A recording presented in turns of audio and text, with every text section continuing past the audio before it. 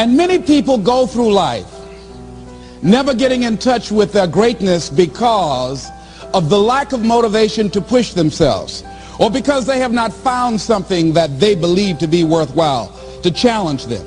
That many talented persons have gone unnoticed, and the world never had a chance to be exposed to their talent because that person did not take the time to begin to express or to demonstrate or to motivate themselves in the direction to bring that which they came into the universe to bring. Many people will leave the universe without a trace. No one will know they were here. And in fact, under their name, we could put under there, not used up. Will anybody know that you came this way? What contribution are you giving? What will you leave? What will be different because you came this way? That life is our gift to us, that God has given us, and how we live our lives is our gift to God. What kind of gift are you formulating? Is this a gift that you like to take back and do something else before you turn it in?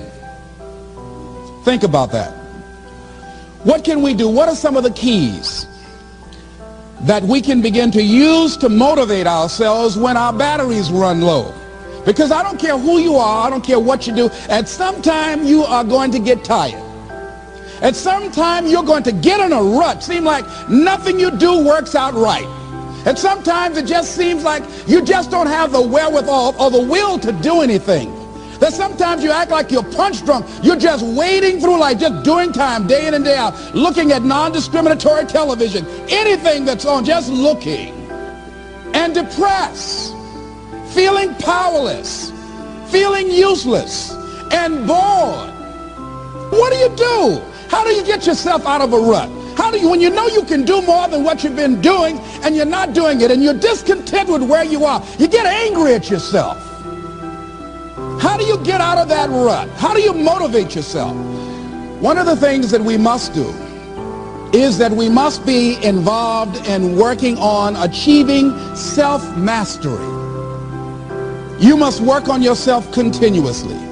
Never be satisfied with yourself. Always know that as you invest the effort and time on you, that's the greatest ability that human beings have above animals. See, a dog can't be anything but a dog. Tree can't be anything but a tree. Human being, you've got unlimited potential.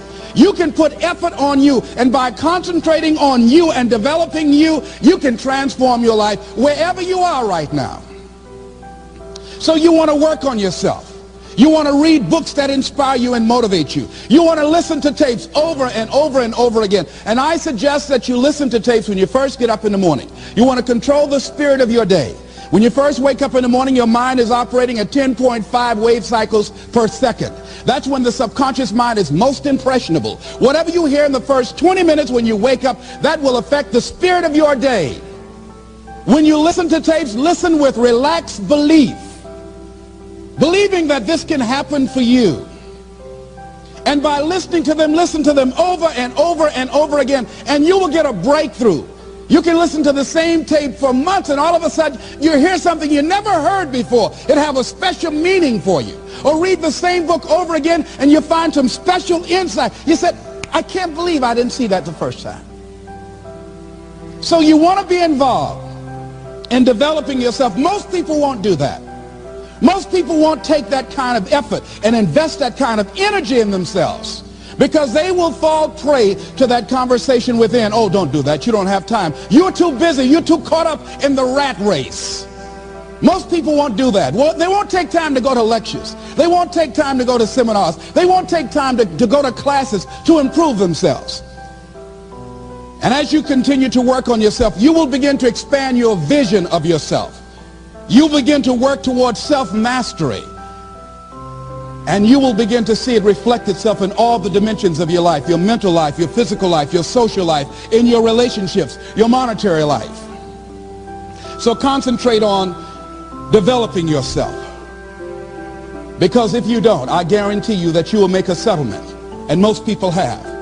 And most of us already have. What kind of settlement have you made with your life? Many of us are making in-life settlement.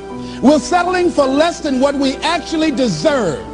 We don't feel good about it, but we make it work in our minds. We'll come up with some kind of excuse to make it all right. What kind of settlement have you made with your life? Many of us settle for less than what we want out of relationships because we don't have the courage to change them. The next thing is, in order to begin to find some keys to self-motivation to drive yourself, in addition to working on yourself, and as you work on yourself, you feel good about yourself, and as you feel better about yourself, you treat yourself differently. Develop a health plan. See, you can't feel well and do well if you don't have good health. You can't perform if you don't have your health. Your health is valuable. Develop a health plan. A plan that you will follow, because this is the only vehicle that you have to carry you through this experience called life. And you want to take good care of it because you love you enough. You care enough about you. And that's not easy. It is not easy having a health plan and sticking to it. But you're worth it doing it again and again and again. Next thing is, as you take care of yourself, the next key is keys to motivation, to self-motivation. You want to live life with energy and passion. You want to make a conscious effort to be lively. See, in life, you either saying hello or goodbye. You either on the way or in the way. You want to be happy. You got a lot to be thankful for. But you watch some of the faces around you every day. And I tell you, some of these faces, they will put you in a depressed state of mind. So you want to avoid these kind of faces. When you see them coming, turn your head. The things that you say to yourself, you want to watch them, and in watching them, you want to take charge. So you've got to learn to stand up to yourself inside yourself and short circuit, override that conversation that's always going on. 85% of what that conversation will tell you is negative. It's negative. It will tell you you're tired when you really are not tired. It will tell you you can't do it. It will fill you with fear. So you've got to watch that conversation. And when you find it going on, you've got to stand up to it and say, I'm going to do this anyhow. I'm afraid, but I'm afraid not to do it. And I'm not going to let you stop me.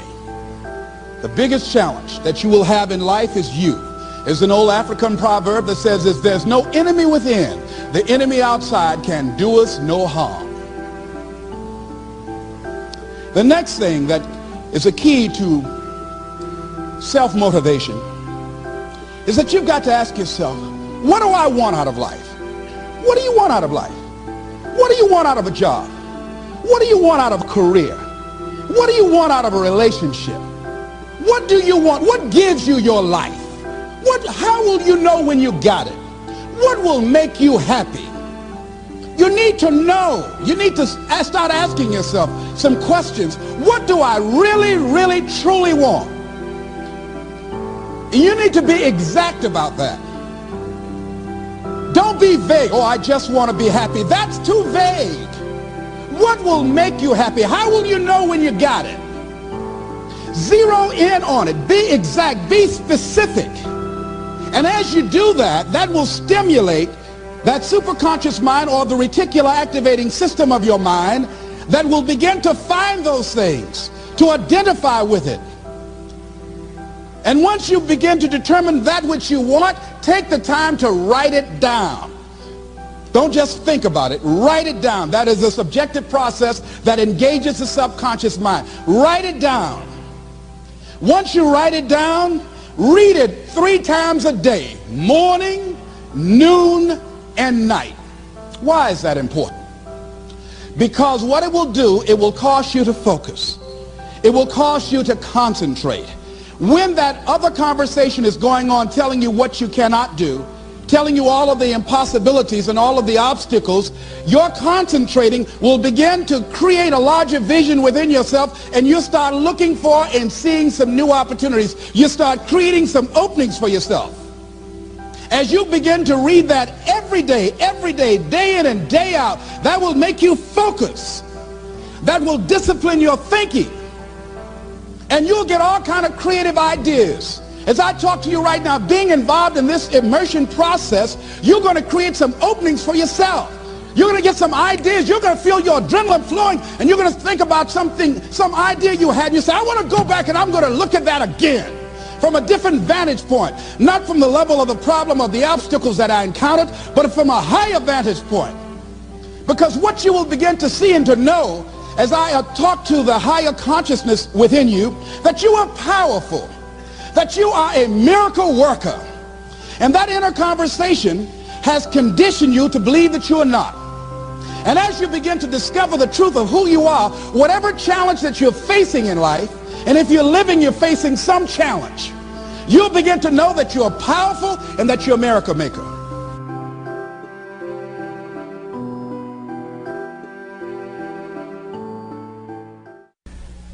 Let's look at how we can begin to keep our commitments. Remembering what Dr. Robert Anthony said about results. When you keep your commitments, you're able to produce some different kinds of results in your life. So how can we keep our commitments? And do we keep all commitments? No, we don't. You will not be at 100%. However, you will have a greater percentage rate of maintaining your commitments to yourself, whatever those things might be. If it's going into business, if it's changing a habit that you know that works against you, if it's overcoming self-destructive behavior, if it's retraining your thinking, if it's reinventing yourself, if it's trying to begin to design your relationship differently, all of us have the possibility, by focusing and really harnessing our attention and concentrating on it, we really have available to us the power to honor our commitments in those particular areas. So number one, make it priority. See, no one would go get on an airplane if you thought your chances of getting there to your destination were as good as your luggage. Am I correct? See, and I say the reason that you will reach your destination more times than your luggage will is because the airline, and I'm glad that they do, has made it a priority to move the human beings from one point to the other safely. Not send you off to Boston or someplace with your luggage. So I'm not really upset when my luggage doesn't show up. I'm glad they delivered me, because they've made me a priority. See, they have made delivering you to your destination important. So if you want to honor your commitment, whatever you decide that you're going to do, make sure you make it important. Make sure it is priority. Keep it before you. The other thing is, whatever that you want to do, whatever you want to begin to create and beginning to manifest your greatness and strengthening your level of commitment, and it's really exercising your will, find something that you want to do on your goal, one action step, but make sure it stretches you, that it challenges you, but it's doable, that you can do it. This year I decided that I was going to exercise. So I started out doing just 10 setups and 10 push-ups. I know I can do that and not get upset about it. I can do that without thinking. So I started out small. Now I'm up to 50, but if I try to do 50 starting out, I wouldn't still be doing it. So I started doing it in manageable segments. Do that, and that strengthens your will. So my commitment now is strengthened and fortified by the activity of actually doing it. So now I can expand and build from there. When I decided to begin to manage my money differently, and I started saving 5% of my money, then I increased it to 10%, then to 15%. So now I have disciplined myself to live off 75% of my income.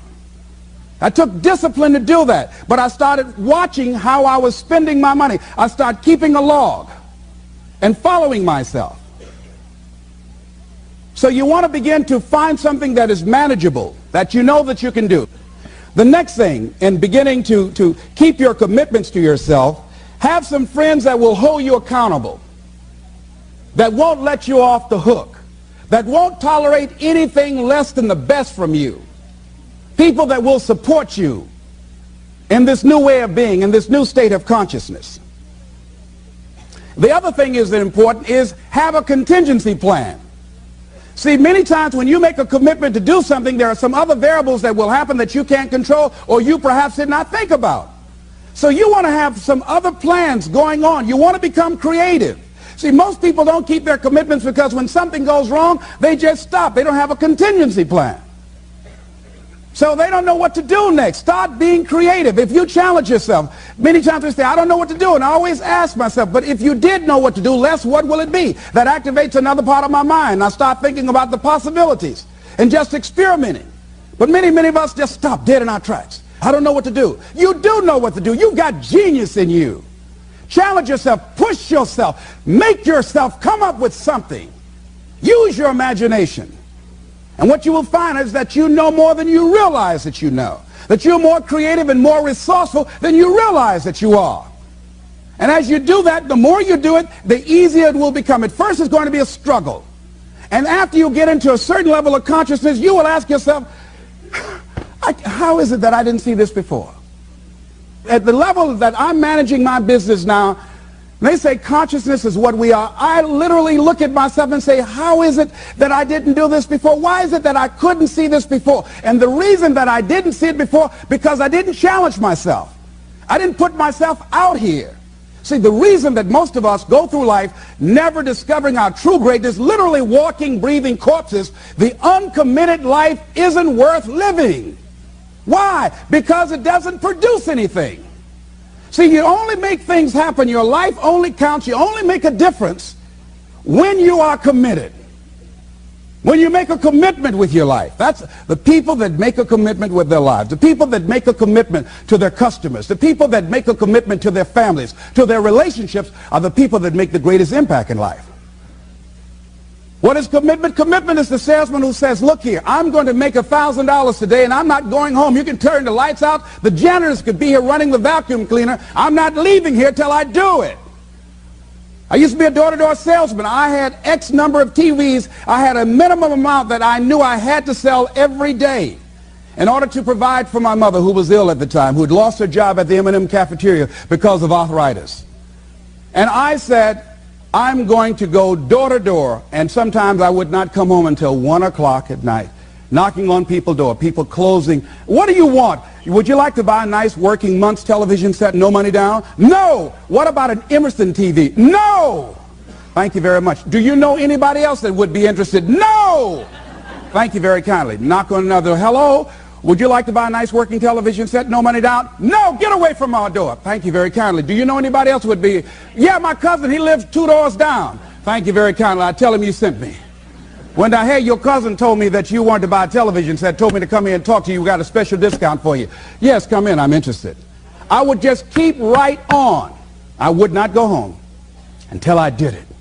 It's an interesting thing, ladies and gentlemen, that when we put ourselves in a situation where we say we're going to do it, it puts you in another zone where the universe responds to you. When you have that kind of consciousness, see, the universe responds to the man or woman that refuses to be denied, because that is your commitment. That business that you want, that book you want to write, that dream that you have of controlling your destiny, that is yours. That power to create that and to manifest that, that is yours. That's available to you. But you've got to be willing to stand there and face disappointment, not have support, feel lonely, doubt yourself sometimes, be rejected again and again and again, become bankrupt if necessary, again and again and again, and refuse to turn around until life gives it up. Nothing can resist a person that has that kind of commitment. The people that have made a difference on the planet. When John F. Kennedy said, we will go to the moon in the next decade, he spoke it. That was a commitment, and people shared that vision. People bought into that. We've had all kinds of examples in history where people have made declarations, who have committed their lives to bring about a difference. There are people who are taking a stand today against hunger. I guarantee you it will be a part of our past at some point in time. Someone took a stand against polio. It no longer plagues us as it once did, because someone said, it is my commitment to eradicate it from the face of the earth. Someone made the commitment. The reason that we're here and enjoying the democracy that we have, someone made a commitment that whatever is required, If it means that I die, I remember Paul Robeson, here I stand for I can do no other. And that's how you must be. Commitment means standing up for your life. It means honoring yourself. It means beginning to say and to see and recognize your alignment and oneness with the universe. And that you are a channel for life to express through. And we short-circuit it with anger. We short-circuit it with fear. We short-circuit it with envy. We short-circuit it by being lazy or apathetic or giving up easily. Why? We say, oh, it's too hard, it's too hard. We don't challenge our spirit. Ladies and gentlemen, there's nothing as powerful as the human spirit. You can't destroy it. You can pervert it, but you can't destroy it. I was reading Man's Search for Meaning by Viktor Frankl. What a powerful book. I'm reading it now for the 7th time. And he gives so many graphic examples of the power of the human spirit. And so what are some of the things that can fortify us and give us the kind of inner strength that will allow us to forward ourselves into the future by manifesting our commitments? Number one, commitment means in some cases going back to school, getting some training, sitting up in classes with people younger than you, putting yourself in a position where you don't know and that is awkward and uncomfortable, but because of your commitment to develop yourself or to go back to school to get a high school diploma or to get a college degree, that it doesn't matter, feeling dumb and saying, what am I doing here, sitting up in some boring class? Commitment can mean a lot of things. It could mean that you begin to go back. You got to back up sometimes. It means to back up and not give up, to regroup, back up and regroup and come back again. Because life has waylaid you, because you got knocked down. I know when I was working on my dream, there were times I lost my house at one point. I lost my car. I was broke. My credit was bad. I was sleeping at different friends' houses on their couch or on the floor. There were times, months, that I slept on the floor of my office and got up early and dressed before my staff got there to give them the impression that I got there early before they did. And we all pretend not to know what we knew, that the boss was staying in the office. So we never talked about it. But I refuse to give up on my dream. And what happens, they say, you know, in the prosperous years, you put it in your pocket. In the lean years, you put it in your heart. It makes me appreciate it even more. Even more. I wouldn't trade it. I wouldn't trade it for anything. The disappointment, the pain that I've gone through by keeping the commitment. Keeping the commitments that you have might mean taking a stand that's unpopular. Something was said one time. When you take a position, it says cowardice asks the question, is it safe? Politics asks the question, is it popular? But conscience or commitment asks the question, is it right? And see, most people rather operate from the first two. Is it safe for me to take this position? I remember when I was a state legislator, I saw guys and women who believed in legislation very strongly, but because the Speaker of the House said, we won't go with that, they backed down. And they felt bad about it. They wouldn't take the position because they didn't want the Speaker of the House to be angry at them. They wanted to be all right with all of the rest of our colleagues. See, it takes a great deal of strong courage and commitment on your part to step out a line. Henry David Thoreau says, if a man doesn't keep pace with his companions, perhaps he's listening to the beat of a different drummer. Let him dance to the music that he hears, however measured or far apart. When you are committed, you're dancing to the beat of a different drummer. Don't expect people to understand you. Don't expect it to make sense to anybody why you've got to do this. Why you have got to go. Why you leave. This is a good job. I'm going. They pay you well. I'm going. You just a few years for retirement. I'm going. Why? I don't understand. You don't have to. Here's what I suggest. Number one, that does happen. So take total responsibility for it. Just own it. Don't make any excuses on why you gave in, or why you didn't come through. Just own it and face the flak, whatever it is, and stand up inside yourself. Next thing is assess the situation. How did you get here? What happened that you broke down, that you had a breakdown and you surrendered? What happened? What was going on?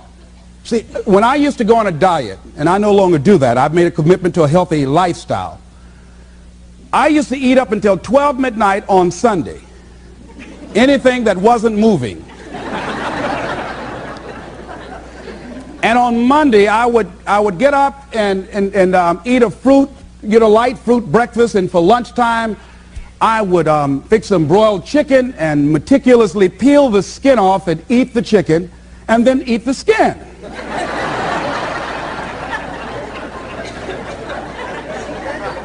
Do 5 setups, look in the mirror, and become discouraged because my stomach doesn't look like a washboard or one of the Avon Haley dances. And I say, what the use? And then I go to the refrigerator and eat food cold standing right there in the refrigerator. So when I evaluated where I broke down, I realized I can't have junk food in the house. So I changed my route. I stopped taking people to lunch or to dinner because I couldn't sit there and watch them eat. When I had to go someplace and speak and they were eating, I said, call me downstairs when it's time for me to speak, because if I sit at the table looking at them, the food's going to call my name. And I know this. So I had to begin to make sure that I wasn't putting myself in a position where I would give up on my commitment. Am I making sense to you? Yes. So I began to strategize around avoiding situations where I knew that I was going to become weak.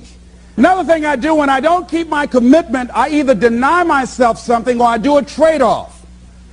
If a glazed donut takes advantage of me, then I require myself to do an extra 25 setups.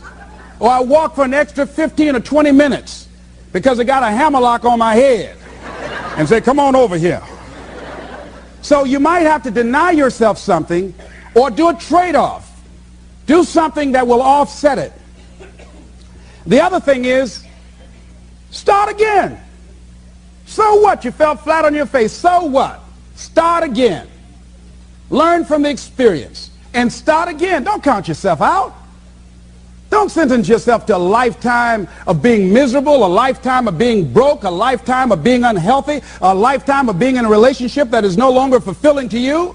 A lifetime of working on a job that does not bring you satisfaction, that's not giving you the creative urge that you need and that got to have in your life that stimulates you. Don't sentence yourself like that. You are a human being. Don't volunteer your life that way. Your life has too much value to the universe. You've got something to contribute. You've got something to give. And so what if you make a commitment and you're not able to do it like a pro? That you're not good as everybody else. Live in the moment. I like what this says. Look to this day, for it is life, the very life of life. In its brief course lie all the realities and verities of existence, the bliss of growth, the splendor of action, the glory of power. For yesterday is but a dream, and tomorrow is only a vision. But today well lived makes every yesterday a dream of happiness, and every tomorrow a vision of hope. Look well, therefore, to this day. See, if we just start enjoying where we are, if we make that kind of commitment to enjoy where we are, to experience the experience of life where we are, to do all we can right now where we are. Forget about the mistakes yesterday. Forget about all your failures yesterday. Forget about what you don't have. That's not important. Only thing that we have is right now. Right now, right now. And I say that life is calling on you to call forth on that. The optimists, which I think one of the most positive groups in the world, they have something called the Optimist Creed, and I like, it says promise yourself. I changed it to commit yourself because I think that commitment has more power than promise. It says commit yourself to be so strong that nothing can disturb your peace of mind, to talk health, happiness, and prosperity to every person you meet, to make all your friends feel that there is something in them, to look at the sunny side of everything and make your optimism come true, to think only of the best, to work only for the best, and expect only the best, To be just as enthusiastic about the success of others as you are about your own. To forget the mistakes of the past and press on to the greater achievements of the future. To wear cheerful countenance at all times and give every living creature you meet a smile. To give so much time to the improvement of yourself that you have no time to criticize others. To be too large for worry, too noble for anger, too strong for fear, and too happy to permit the presence of trouble. Commit yourself to these things. Isn't that powerful? What a commitment to make with your life. Commit yourself to stretch, to get outside of your comfort zone and not be concerned about what people think about you, because they're thinking it anyhow.